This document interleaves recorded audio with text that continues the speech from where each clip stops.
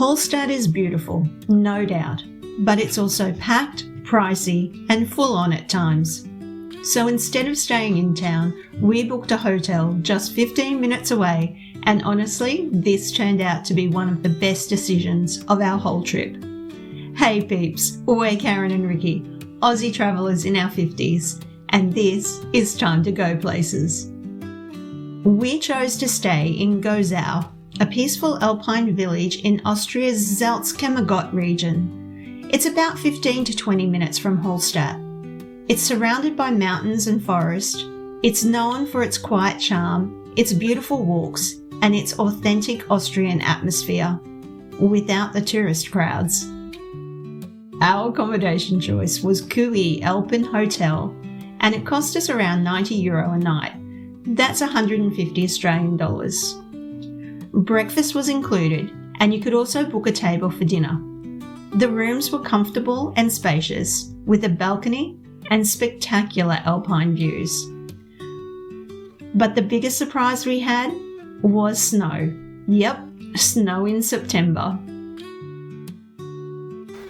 Hello, so it's very cold. It's 2 degrees, but it feels like -1, apparently.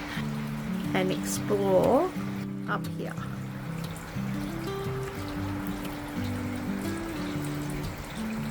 So that's a little church for the area, the town that we're staying in.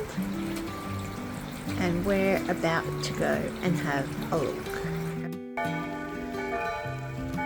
One of the real joys of staying in Gosau was just being able to walk out the door and start exploring. There's something peaceful about this village. No tour buses, no big crowds, just locals going about their day, church bells in the distance and the fresh alpine air.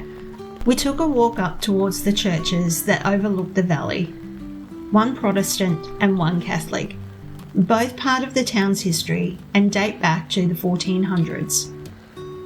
The views from here are stunning, especially when they're dusted in snow like this.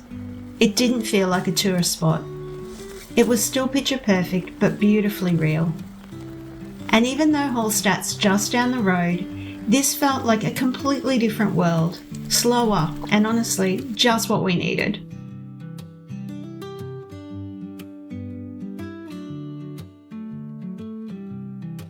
It's 6:30 in the morning.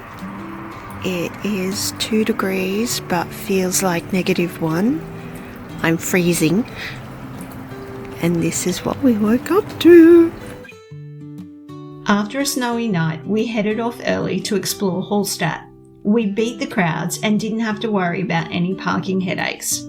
We were in Hallstatt for a good 5 hours, so parking cost us €11. That's just over 18 Australian dollars. Make sure you don't lose your parking ticket or you'll be hit with a €36 charge, which is almost 60 Australian dollars. Hot tip. The Salt Mine tour is super popular, so head straight to the ticket booth when you arrive and book your time slot first. We ambled around Hallstatt while the town was waking up. It was so picturesque, there was something to photograph around every corner. We had fun exploring the shops, but when the bus tours began to pile in, we found refuge by heading up the paths on the mountainside.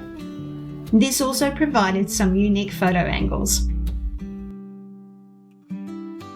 And of course, like everyone else, we had to walk around the edge of the lake to get that iconic Hallstatt photo. It was pretty crowded, but it's not too hard to find a spot to grab a snap. We headed back to the tour spot and grabbed the funicular up the mountain. Oh, and by the way, once you're inside the salt mine area, the toilets are free. You're welcome.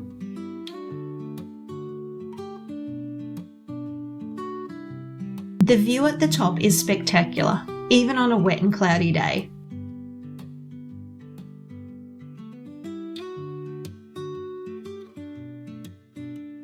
From there we donned our oh-so-sexy miners' outfits and headed into the oldest salt mine in the world. This is an immersive visitor experience with crystal-filled salt chambers, an underground lake, not one but 2 miners' slides.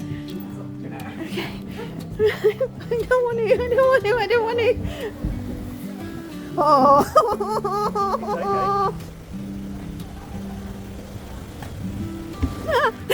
Some amazing and informative video and lighting shows, and mind-blowing artifacts. If you're finding this video helpful, please give us a like and hit subscribe to help us grow our little channel. We've got more real-world travel guides coming up, including our trips to Lake Bled and Ljubljana. After our visit to Hallstatt village, we were planning to ride the cable cars up into the Dachstein Clippenstein mountains. This area is home to jaw-dropping caves, stunning alpine views, and arguably one of the most thrilling lookouts in Austria. Accessed by a 3-section cable car, each stop offers something unique to explore and experience. But due to the weather, the cable cars were closed. Safety first, I guess. So instead, we headed off to Gosausee, the largest of 3 glacial lakes collectively known as the Gosausean. In sunny weather, the crystal clear turquoise water reflects the towering mountain ranges surrounding this stunning lake. During our little wander, we noticed that the cable car here was running, so we toddled off to check it out. We had to do a little bit of persuading with the ticket seller. We were only wearing jeans, a jacket and sand shoes, and she was worried about us. But we convinced her we'd be fine, and we jumped on the next cable car and headed up to explore. And how much snow is up there? 2 meters. Okay, here we go. Crazy Australians. The ride takes 5 minutes and provides stunning views. Apparently up the top there's hiking trails, rustic alpine huts, picnic areas and breathtaking panoramic views. As we promised the lovely ticket seller that we wouldn't wander off and get lost, we decided it was best to just have a little explore and take in the snow. It's snowing!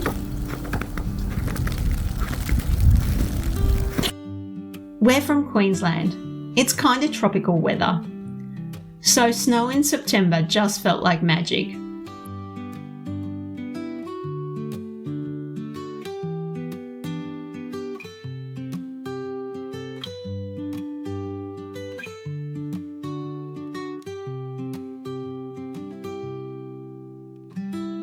We just couldn't resist.